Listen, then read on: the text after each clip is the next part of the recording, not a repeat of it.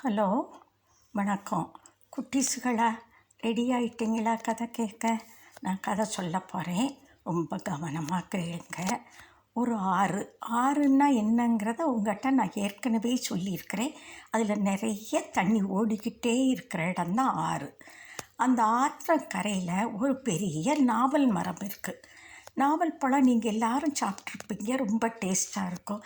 அது சாப்பிட்டா நாக்கெல்லாம் கூட வைலட் கலருக்கு போகும். அந்த மாதிரி உள்ள பழம். அந்த நாவல் மரத்துக்கு மேலே ஒரு குரங்கு டெய்லி உட்காந்து விளையாண்டுட்டு நாவல் பழத்தை சாப்பிட்டு போகுமா. அந்த பழம் நல்ல எனர்ஜியாக இருக்கும். அதுக்கு ரொம்ப டேஸ்ட்டாக இருக்கிறதுனால சாப்பிட்டு போகுது.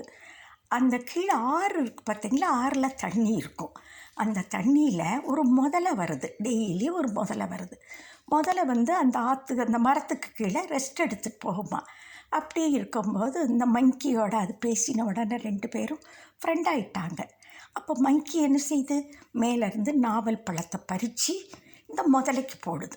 இந்த முதலை அது சாப்பிட்டு ரொம்ப டேஸ்ட்டாக இருக்குது அப்படின்னு சொல்லிவிட்டு டெய்லி இதே மாதிரி ஃப்ரெண்டாக பார்க்க முதல்ல வரவும் இவங்க மங்கி அவங்களுக்கு பழம் தரவுமா. இப்படி 2 பேரும் நல்ல பயங்கரமான ஃப்ரெண்ட் ஆகிட்டாங்க. ஃப்ரெண்டான உடனே அந்த முதல்ல என்ன செய்து ஒரு நாள் குரங்கிட்டு கேட்குது, என்னுடைய ஒய்ஃப்கிட்ட போய் சொன்னேன், எனக்கு ஒரு ஃப்ரெண்டு இருக்கிறான், அவன் நாவல் பழம் தருவான்னு சொன்னேன். என்னுடைய ஒய்ஃப் என்ன சொன்னா, எனக்கு கொஞ்சம் நாவல் பழம் வாங்கிட்டு வாங்கலேன்னு சொன்னால், என் ஒய்ஃபுக்கு பறித்து தர்றையான்னு கேட்குது.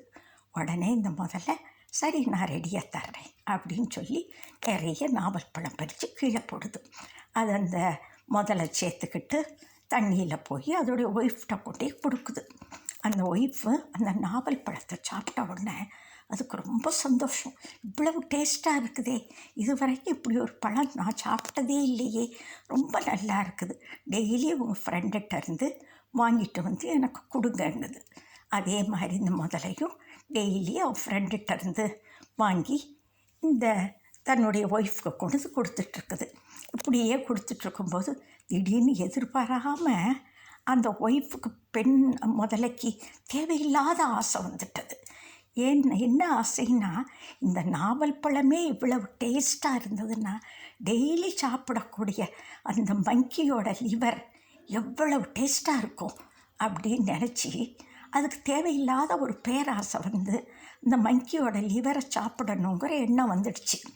உடனே இது தன்னுடைய ஹஸ்பண்ட் முதலிட்டு சொல்லுது, அந்த மங்கியை ஒரு நாள் நம்ம வீட்டுக்கு கூட்டிகிட்டு வாங்க அப்படிங்குது. இந்த பாரு, என் ஃப்ரெண்டு, அவனுக்கு துரோகமெல்லாம் நான் பண்ண மாட்டேன், எதுக்காக கூப்பிட்ற அவனை அப்படின்னு சொல்லி கேட்குது. இல்லை, அவனுடைய லிவர் எனக்கு வேணும் அப்படிங்குது. இங்கே பாரு, ஃப்ரெண்டுக்கு துரோகம் பண்ணக்கூடாது, அவனுக்கு இது வரைக்கும் எனக்கு எவ்வளவோ ஹெல்ப் பண்ணியிருக்கிறான், உனக்கு ஹெல்ப் பண்ணியிருக்கிறான், வேண்டான்னு முதல்ல எவ்வளவோ எடுத்து சொல்லுது. ஆனால் அந்த பெண் முதல்ல கேட்கவே இல்லை. இந்த ஒய்ஃப் அடம் பிடிக்குது. அடம் பிடிச்ச உடனே வேறு வழி இல்லாமல் மங்கி அந்த கரையில் திருப்பி போய் அந்த தன்னோட ஃப்ரெண்டை பார்த்து ஃப்ரெண்டுகிட்ட சொல்லுது, இந்த மாதிரி என் ஒய்ஃப் உன்னை விருந்துக்கு கூப்பிட்றா, எங்கள் வீட்டுக்கு வாங்குது.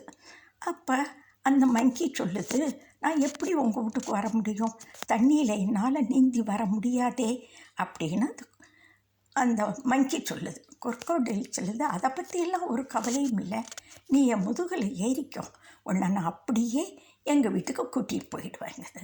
இது பேச்சு உண்மைன்னு நம்பி அந்த மங்கியும் இது முதுகில் ஏறி உட்காந்துக்கிட்டதான். 2 பேரும் சவாரி பண்ணி போயிட்டே இருக்கிறாங்க. வாட்டரில் போயிட்டுருக்கும்போது இந்த முதலைக்கு திடீர்னு அவசரம் தாங்கலை.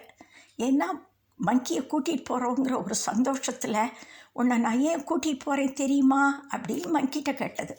மங்கி, எனக்கு எப்படி தெரியும், நீ சொன்னாத்தானே தெரியும் அப்படிங்குது. அப்போ அந்த மங்கி சொல்லுது, என்னுடைய ஒய்ஃப் உன்னோட லிவரை சாப்பிடணும்னு ஆசைப்படுறா, அதுக்காகத்தான் நான் உன்னை கூட்டிகிட்டு போகிறேன் அப்படின்னு சொன்னோடனே மங்கி சுதாரிச்சுக்கிடுச்சு. ஆஹா, நமக்கு ஆபத்துலடா வரப்போகுது அப்படின்னு நினச்சிட்டு உடனே புத்திசாலித்தனமாக திங்க் பண்ண ஆரம்பிச்சிடுச்சு. அப்போ அது கொர்க்கோல்லெட்டை சொல்லுது, நீ அப்போவே சொல்லக்கூடாதா நண்பா, என்னோடய ஈரலை கழுவி அழுக்காக இருக்குன்னு கழுவி அந்த மரத்தில் காய வச்சுருக்கிறேன், அது காஞ்ச உடனே நான் எடுத்து போட்டுக்கிடுவேன். அப்போதே சொன்னால் நான் எடுத்து போட்டு வந்திருப்பேன்ல அப்படின்னு இந்த மங்கி சொன்ன உடனே அது இந்த முட்டாள் முதல்ல உண்மையினே நம்பிக்கிடுச்சான். திருப்பி 2 பேரும் அந்த நாவல் மரத்துக்கு கீழே போகிறாங்க. அங்கே போன உடனே அந்த மங்கி என்ன செய்யுது, பயங்கரமாக துள்ளி குதிச்சு பிரான்ச்சுக்கு போய் மரத்தில் ஏறிட்டோம். பாரு முட்டாள், அறிவட்ட முட்டாளே, இவர் இல்லாமல் யாராவது வாழ முடியுமா? உன்னை நான் பெஸ்ட்டு ஃப்ரெண்டுன்னு நம்பித்தானே உன்னோட நான் பழகினேன். என்னையே சாகடிக்க துணிஞ்சிட்டே. அப்போ நீ எவ்வளோ பேட் ஃப்ரெண்டு, எவ்வளோ மோசமானவன்.